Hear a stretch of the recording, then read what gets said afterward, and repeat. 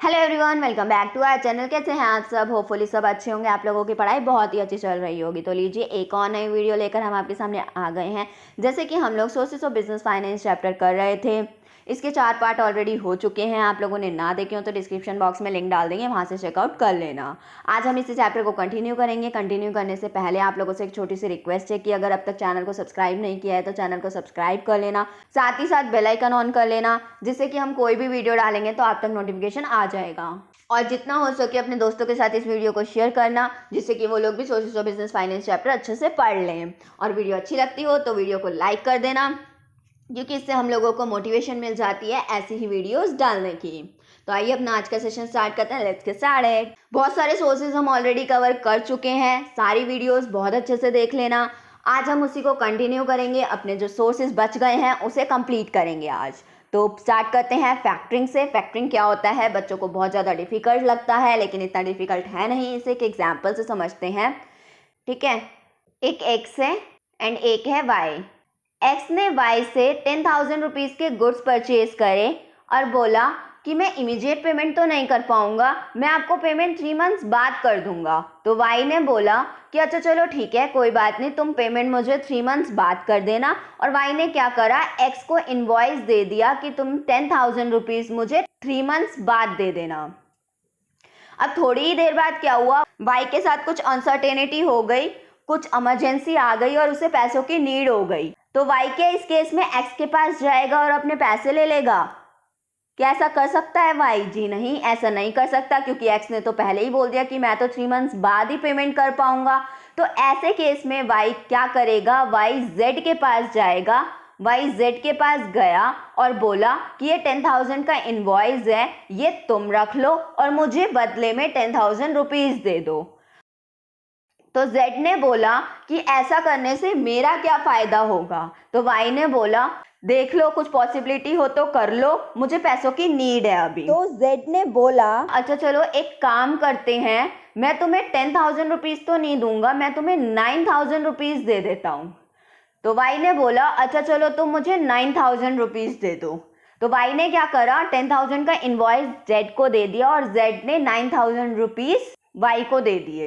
अब जेड क्या करेगा, जेड 3 महीने बाद जा करके एक्स से 10,000 रुपीज़ कलेक्ट कर लेगा और वो 10,000 रुपीज़ किसके होंगे? जेड के होंगे। जेड अपने पास रखेगा।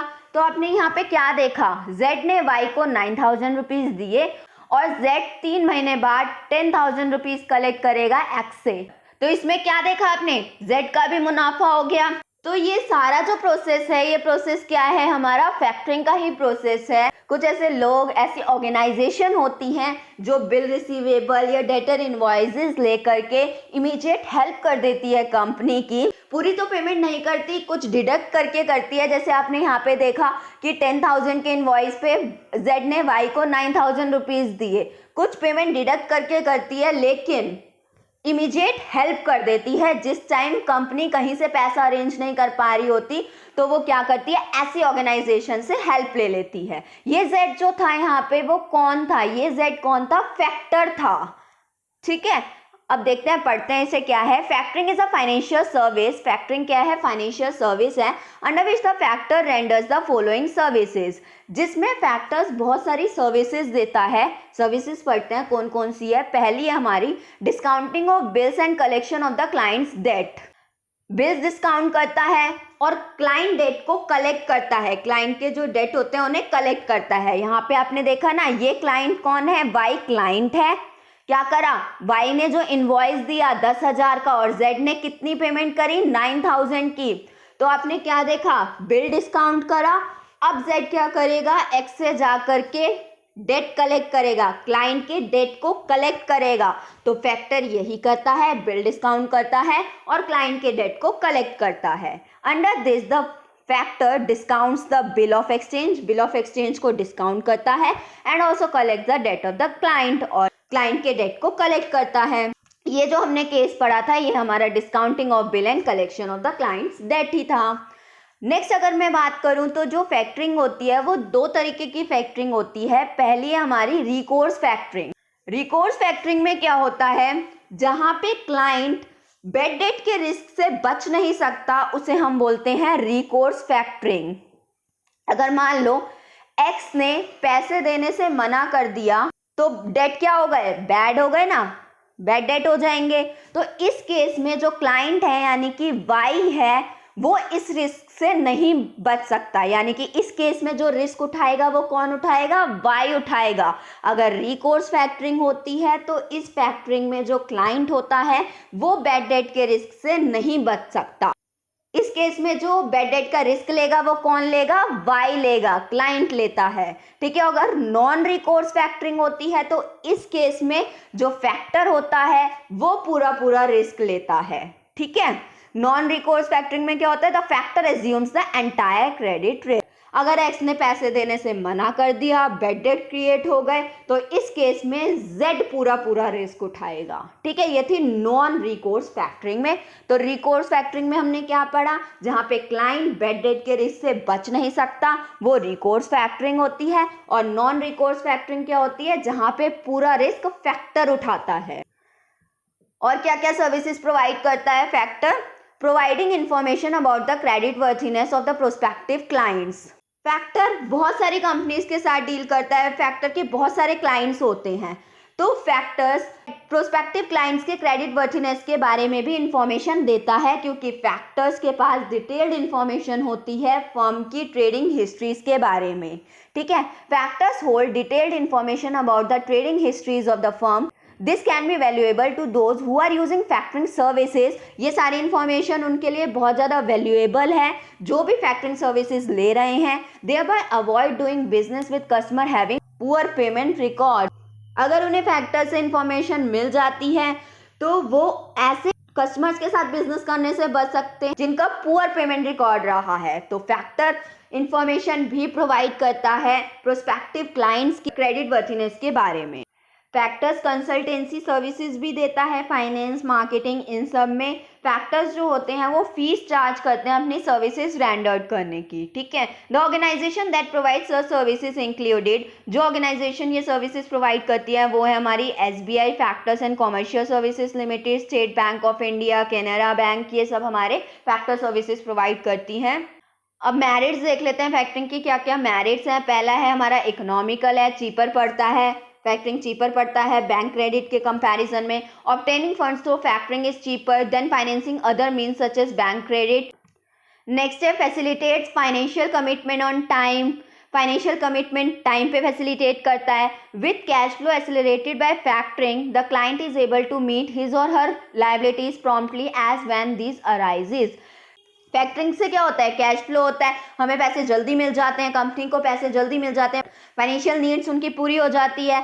तो जो क्लाइंट होता है वो जल्दी से जल्दी अपनी लायबिलिटीज को मीट कर पाता है जैसे ही वो अराइज होती है। तो ये क्या करता है फैक्टरिंग, तो फैक्टरिंग क्या करता है, फाइनेंशियल कमिटमेंट टाइम पे फैसिलिटेट करता है। नेक्स्ट है हमारा no charge over assets. Factoring के थ्रू किसी तरीके का चार्ज नहीं होता है एसेट्स पे। No charge over assets, it does not create any charge over the assets of the firm. Next है हमारा more attention to core issue. Credit control की जो रिस्पॉन्सिबिलिटीज होती हैं वो फैक्टर को ट्रांसफर कर दी जाती है। तो जो क्लाइंट होता है वो ज़्यादा से ज़्यादा कंसंट्रेट अपने फंक्शनल एरियाज यानी कि इंपॉर्टेंट एरियाज पे कर पाता है बिजनेस के। The client can concentrate on other functional areas of the business as the responsibility of the credit control is transfer to the factor. Next अब इसकी डीमेरिट्स देखते हैं। डीमेरिट्स क्या है इसकी, फर्स्ट है this source is considered expensive when there are numerous invoices which are smaller in amount। ये source थोड़ा सा एक्सपेंसिव भी पड़ जाता है। अब आप बोलेंगे कि अभी तो मैम मैरिज में पढ़ाया था कि ये सोर्स क्या है, चीपर है, अब आप बोल रही हैं कि एक्सपेंसिव है। ये सोर्स वैसे तो चीपर है लेकिन आगे की लाइन पढ़िए, ये एक्सपेंसिव भी कंसिडर करा जाता है, ये कभी कभी एक्सपेंसिव भी पड़ जाता है। कब, when there are numerous invoices which are smaller in amount, अगर invoices ज़्यादा हो और छोटे छोटे अमाउंट की अगर इन्वॉइसेस हो तो ये थोड़ा सा एक्सपेंसिव पड़ जाता है। तो ये एक्सपेंसिव किस केस में पड़ता है, जब इन्वॉइस बहुत ज़्यादा हो और स्मॉलर अमाउंट की हो। नेक्स्ट है हमारा factor is a third party to the customer who may not feel comfortable while dealing with it. Factor कौन है? थर्ड पार्टी है कस्टमर के लिए, तो कस्टमर शायद कंफर्टेबल ना हो उससे डील करने के लिए। मान लो इसी केस में देख लेते हैं, जो डील हुई थी वो एक्स एंड वाई के बीच में डील हुई थी, ठीक है, लेकिन अब एक्स से पेमेंट लेने के लिए जेड पहुंच जाएगा, तो क्या एक्स जेड के साथ डील करने में कंफर्टेबल होगा? नहीं होगा। मान लो कि आप लोगों ने डील किसी और के साथ करी और पेमेंट लेने कोई और पहुंच रहा है, तो क्या आप उसके साथ कंफर्टेबल हो पाएंगे? नहीं हो पाएंगे। तो जो कस्टमर्स के लिए, तो जो फैक्टर है वो कस्टमर्स के लिए क्या है? थर्ड पार्टी है। तो कभी कभी कस्टमर्स क्या करते हैं? अनकंफर्टेबल फील करते हैं उनके साथ डील करने में। ये तो हमारा फैक्टरिंग खत्म हो गया, ठीक है। अब नेक्स्ट जो है हमारा इंटरनेशनल फाइनेंसिंग की बात करते हैं। क्या होता है इंटरनेशनल फाइनेंसिंग? हम जो फंड्स रेज कर सकते हैं वो विद इन द कंट्री ही नहीं कर सकते, आउटसाइड कंट्री भी कर सकते हैं, क्योंकि अब हमारी इकोनॉमी क्या हो गई है? ग्लोबलाइज्ड हो गई है। हमने ग्लोबलाइजेशन के बारे में पढ़ा है कि हम all over the world business कर सकते हैं, तो जो फंड्स रेज होते हैं वो भी ऑल ओवर द वर्ल्ड हो सकते हैं। जब कंपनीज विद इन इंडिया नहीं रेज कर पाती फंड को, तो वो आउटसाइड इंडिया रेज करती है। अब उसके सोर्सेज पढ़ते हैं, किस किस तरीके से फंड्स को आउटसाइड इंडिया रेज किया जा सकता है। पहला है through commercial banks. Commercial bank India के भी पढ़े थे हम लोगों ने, और ये जो कमर्शियल बैंक्स की यहाँ पे बात होगी, ये कौन से कमर्शियल बैंक की बात होगी? जो कि फॉरेन में है, ठीक है। नेक्स्ट है हमारा international agencies and development bank. जैसे कि हम लोगों ने इंडिया में फाइनेंशियल इंस्टीट्यूशन के बारे में पढ़े थे, ऐसे ही फॉरेन में international agencies and development banks होते हैं, ठीक है। नेक्स्ट है हमारा इंटरनेशनल कैपिटल मार्केट, यानी कि हम सिक्योरिटीज के थ्रू भी आउटसाइड इंडिया फंड्स रेज कर सकते हैं। इंटरनेशनल कैपिटल मार्केट में हमारे ये चार आएंगे। पहला है हमारा ग्लोबल डिपॉजिटरी रिसिप्ट्स, जिसे GDRs बोलते हैं, American depository receipts ADRs, Indian depository receipts IDRs, foreign currency convertible bonds FCCBs, ठीक है। इसके बारे में अब हम बात करते हैं। पहले देखते हैं commercial banks of foreign nation. Commercial banks जो यहाँ के नहीं हैं, बाहर के हैं, ओवरसीज बैंक हैं, फॉरेन बैंक्स हैं, वो भी इंडियन कंपनीज को फंडिंग प्रोवाइड करते हैं। Commercial banks all over the world extend foreign currency loans for business purposes. अब ऑल ओवर द वर्ल्ड जितने भी कमर्शियल बैंक्स हैं वो लोन प्रोवाइड करते हैं बिजनेस पर्पसेस के लिए। The types of loans and services provided by banks vary from country to country. किस तरीके का लोन रहेगा, क्या सर्विसेज प्रोवाइड करेगा बैंक, ये सब चीज़ें कंट्री टू कंट्री वेरी करती है कि शॉर्ट टर्म लोन होगा या फिर लॉन्ग टर्म लोन होगा, क्या टर्म्स एंड कंडीशंस रहेंगी, क्या इंटरेस्ट रेट रहेगा, ये सब चीज़ें कंट्री टू कंट्री वेरी करती है। जैसे कि स्टैंडर्ड चार्टर्ड बैंक, जो कि यहाँ का बैंक नहीं है, फॉरेन बैंक है, ये भी इंडियन इंडस्ट्रीज को लेंडिंग करता है। नेक्स्ट बात करते हैं international agencies and development banks की।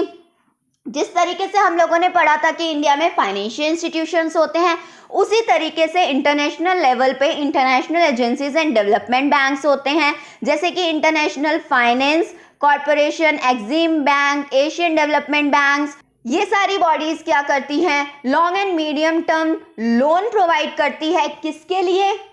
वर्ल्ड में जितने भी इकोनॉमिकल बैकवर्ड एरियाज हैं उनकी डेवलपमेंट को प्रमोट करने के लिए। तो international agencies and development banks क्या करते हैं? जितने भी वर्ल्ड में इकोनॉमिक बैकवर्ड एरियाज हैं उनकी डेवलपमेंट को प्रमोट करने के लिए long and medium term loans provide करते हैं। नेक्स्ट बात करते हैं इंटरनेशनल कैपिटल मार्केट की। मैंने बताया था आपको इंटरनेशनल कैपिटल मार्केट में क्या होता है, फंड्स किस तरीके से रेज किए जाते हैं, कोई भी सिक्योरिटी इशू करके। तो अब हमें आउटसाइड इंडिया सिक्योरिटी इशू करनी है, तो वो हम कैसे करेंगे? GDR के थ्रू, ग्लोबल डिपॉजिटरी रिसिप्ट के थ्रू। देखते हैं इसका क्या प्रोसेस है GDR का। एक इंडियन कंपनी है, इंडियन कंपनीज को सिक्योरिटी इशू करनी है कोई, फॉर एग्जांपल शेयर्स इशू करने हैं, तो इंडियन कंपनी जो शेयर्स इशू करेगी वो तो अपनी लोकल करेंसी में करेगी, यानी कि रुपीज में करेगी। अब क्या कोई फॉरेनर रुपीज में शेयर लेना चाहेगा? क्या रुपीज में डील करना चाहेगा? नहीं, वो तो डॉलर में करना चाहेगा। कोई फॉरेनर क्यों रुपीज में लेकर के फिर उसे कन्वर्ट कराएगा? ये बहुत लंबा प्रोसेस पड़ जाएगा, तो वो चाहेगा कि मैं डॉलर में ही डील करूं। तो इसके लिए क्या होते हैं? डिपॉजिटरी बैंक्स होते हैं। क्या करते हैं डिपॉजिटरी बैंक्स? शेयर्स होल्ड करते हैं। इनका बहुत ही इंपॉर्टेंट रोल होता है। ये क्या करते हैं? जो लोकल करेंसी के शेयर्स हैं, यानी कि जो ये इंडियन कंपनी के जो शेयर्स हैं, रुपीज में जो शेयर्स हैं, उसे ले लेते हैं, ठीक है। और उसके बाद इन शेयर्स के अगेंस्ट क्या कर देते हैं, डिपॉजिटरी रिसिप्ट इशू कर देते हैं। और जो ये डिपॉजिटरी रिसिप्ट होती हैं ये किस में होती हैं, यूएस डॉलर में होती है।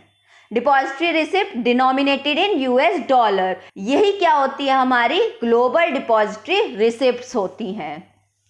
ठीक है, जो फॉरेनर होते हैं वो इन डिपॉजिटरी रिसिप्ट को खरीद लेते हैं। ठीक है, ये था हमारा जीडीआर का प्रोसेस। एक बार रीड कर लेते हैं। The local currency shares of a company are deliver to the depository bank. जो लोकल करेंसी शेयर्स हैं कंपनी के वो कहाँ डिलीवर किए जाते हैं, डिपॉजिटरी बैंक में। The depository bank issue depository receipt against these shares, और इन शेयर्स के अगेंस्ट डिपॉजिटरी बैंक क्या करती है, डिपॉजिटरी रिसिप्ट इशू कर देती है। और ये डिपॉजिटरी रिसिप्ट किस में होते हैं, यूएस डॉलर में होते हैं। इसी को हम क्या बोलते हैं, जीडीआर्स बोलते हैं, यानी कि ग्लोबल डिपॉजिटरी रिसिप्ट्स बोलते हैं। GDR is an instrument issued abroad by an Indian company to raise funds from outside India. GDR क्या है, एक इंस्ट्रूमेंट है जो अब्रॉड में इशू होता है, इंडियन कंपनी इशू करती है आउटसाइड इंडिया से फंड रेज करने के लिए। नेक्स्ट देखते हैं American depository receipt ADRs। GDR और ADR का पूरा प्रोसेस सेम है, फर्क सिर्फ इतना है कि जो जीडीआर इशू होते हैं वो ऑल ओवर द वर्ल्ड होते हैं, ग्लोबली होते हैं। एंड जो अमेरिकन डिपॉजिटरी रिसिप्ट होती हैं वो सिर्फ और सिर्फ अमेरिका में होती हैं, यूएसए में होती हैं। अब इसका प्रोसेस देखते हैं क्या है। इंडियन कंपनी है, वही इशू करेगी शेयर्स, वो तो रुपीज में इशू करेगी। देन वो डिपॉजिटरी बैंक ले लेगा, डिपॉजिटरी बैंक उसके अगेंस्ट डिपॉजिटरी रिसिप्ट इशू करेगा, और ये कहाँ इशू होगी, यूएसए में इशू होगी। अमेरिकन डिपॉजिटरी रिसिप्ट में यही है कि ये जो डिपॉजिटरी रिसिप्ट इशू होगी शेयर्स के अगेंस्ट वो कहाँ होगी, यूएसए में होगी।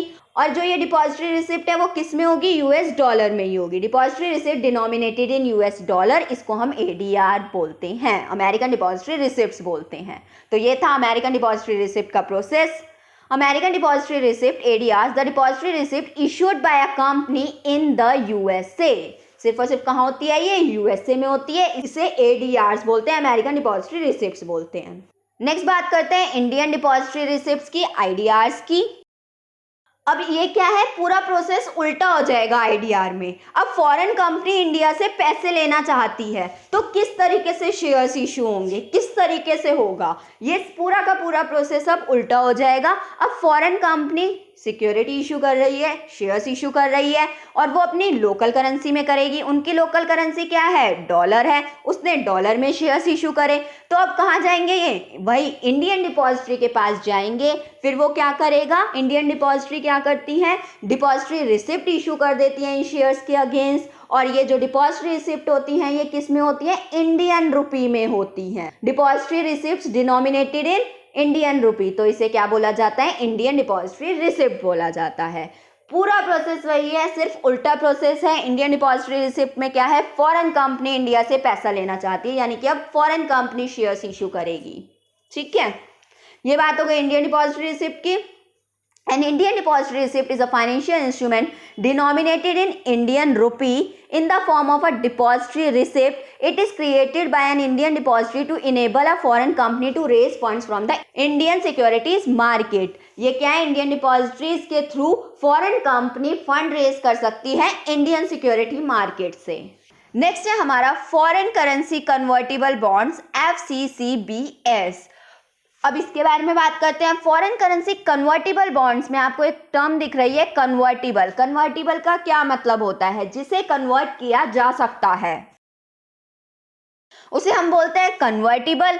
फॉरेन करेंसी कन्वर्टेबल बॉन्ड्स क्या होते हैं, are equity link debt securities. यहाँ पे जो इक्विटी लिंक डेट है इसका मतलब क्या है, ऐसे डेट जो कि इक्विटी से लिंक्ड है, यानी कि इनिशियली तो वो डेट है, देन स्पेसिफिक पीरियड के बाद हम उसे इक्विटी में कन्वर्ट कर सकते हैं। वो होते हैं equity link debt securities that are converted into equity और depository receipts after a specific period. यानी कि FCCB क्या हो गया आपका, इक्विटी लिंक डेट सिक्योरिटीज है, जिसे हम इक्विटी में या फिर डिपॉजिटरी रिसिप्ट आपको पता है ना, is also a kind of security, या तो इक्विटी में या फिर डिपॉजिटरी रिसिप्ट में कन्वर्ट कर सकते हैं स्पेसिफिक पीरियड के बाद। वो होते हैं हमारे एफसीसीबी, ठीक है। और जो एफसीसीबी का जो होल्डर होता है उसके पास ऑप्शन होता है कि वो अपने डेट को इक्विटी में कन्वर्ट कर सकता है स्पेसिफिक पीरियड के बाद, या फिर बॉन्ड को भी रिटेन कर सकता है। नेक्स्ट है हमारा FCCBs are issued in a foreign currency. जो ये एफसीसीबीज है ये किस में इशू होते हैं? फॉरेन करेंसी में इशू होते हैं। And carry a fix interest rate, और ये क्या कैरी करते हैं? इनका जो रेट रहता है, इंटरेस्ट रेट, ये फिक्स रहता है। जैसे हम लोगों ने डिबेंचर्स में पढ़ा था ना कि उनका रेट फिक्स होता है।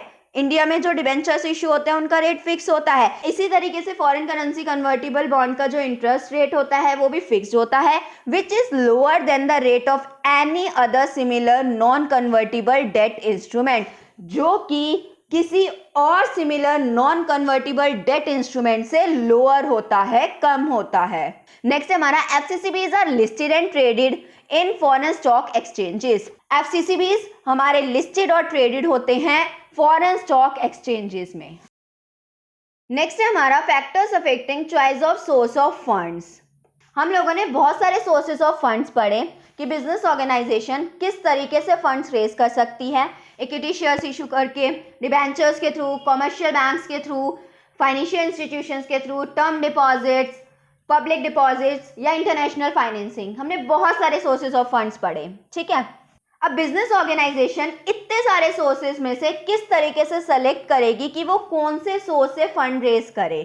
तो choice of sources of funds को इफेक्ट करते हैं बहुत सारे फैक्टर्स। वही फैक्टर्स अब हम पढ़ने वाले हैं, factors affecting choice of sources of funds. तो पहला है हमारा कॉस्ट। जब हम सोर्स ऑफ फाइनेंस डिसाइड करेंगे तो बिजनेस ऑर्गेनाइजेशन को ये देखना पड़ता है कि जिस सोर्स से वो फंड्स रेज करना चाहती है उस सोर्स पे कितनी कॉस्ट लग रही है, यानी कि उस सोर्स से फंड रेज करने पे कितना खर्चा आ रहा है। मान लो कि बिजनेस ऑर्गेनाइजेशन अगर शेयर्स इशू करके फंड रेज करना चाहती है तो शेयर्स इशू करने पे कितना खर्चा आएगा, उसकी एडवर्टीजमेंट पे, अंडरराइटर्स पे कितना खर्चा आएगा। While deciding the source of finance, the business should consider the cost involved in procurement of funds as well as cost of utilizing the funds. कितनी कॉस्ट लगेगी प्रिक्योरमेंट ऑफ फंड्स पे, यानी कि अगर शेयर्स इशू करने हैं तो shares issue करने पे कितना खर्चा होगा, as well as cost of utilising the funds, और कितना खर्चा होगा उस फंड्स को यूटिलाइज करने पे। मान लो कि अगर बैंक से लोन लिया जा रहा है तो लोन लेकर के जो फंड्स में यूटिलाइज कर रही हूँ उस पर जो इंटरेस्ट लगेगा उस पर कितना खर्चा होगा,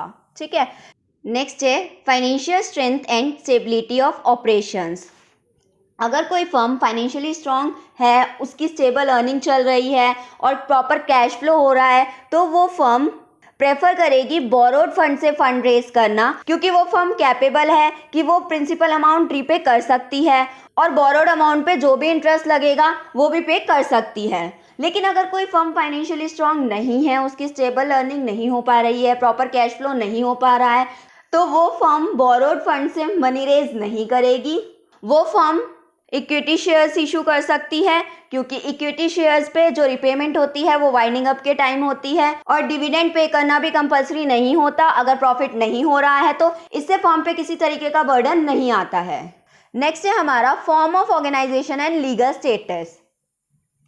अगर मैं फॉर्म ऑफ ऑर्गेनाइजेशन की बात करूं कि जो हमारी नॉन कॉर्पोरेट एंटिटीज़ होती हैं, मान लो सोल प्रोप्राइटरशिप, पार्टनरशिप, ये सब जो होती हैं, ये मनी रेज नहीं कर सकती इक्विटी शेयर इशू करके, जबकि joint stock company equity share issue करके मनी रेज कर सकती है। तो ये फॉर्म ऑफ ऑर्गेनाइजेशन भी एक फैक्टर है। तो किस तरीके की ऑर्गेनाइजेशन है इस पर भी डिपेंड करता है कि हम कौन से सोर्स से फंड रेज करें। नेक्स्ट है हमारा पर्पस एंड टाइम पीरियड। कितने टाइम के लिए फंड्स चाहिए? बिजनेस टाइम पीरियड के अकॉर्डिंग ही प्लान करेगी कि कौन से सोर्स से फंड अरेंज करने हैं, कि फंड्स हमें कितने टाइम के लिए चाहिए, शॉर्ट टर्म फंड्स चाहिए या फिर लॉन्ग टर्म फंड्स चाहिए। अगर शॉर्ट टर्म नीड है फंड्स की तो हम क्या कर सकते हैं, फंड्स को बोरो कर सकते हैं लोअर रेट ऑफ इंटरेस्ट पे। अगर लॉन्ग टर्म फाइनेंस करना है तो शेयर्स एंड डिबेंचर्स क्या रहेंगे, मोर एप्रोप्रिएट रहेंगे। Business should plan according to the time period for which the funds are required. A short term need can be met through borrowing funds at low rate of interest through trade credit, commercial paper, etc. For long-term finance, sources such as issue of shares and debentures are more appropriate. Next है हमारा risk profile।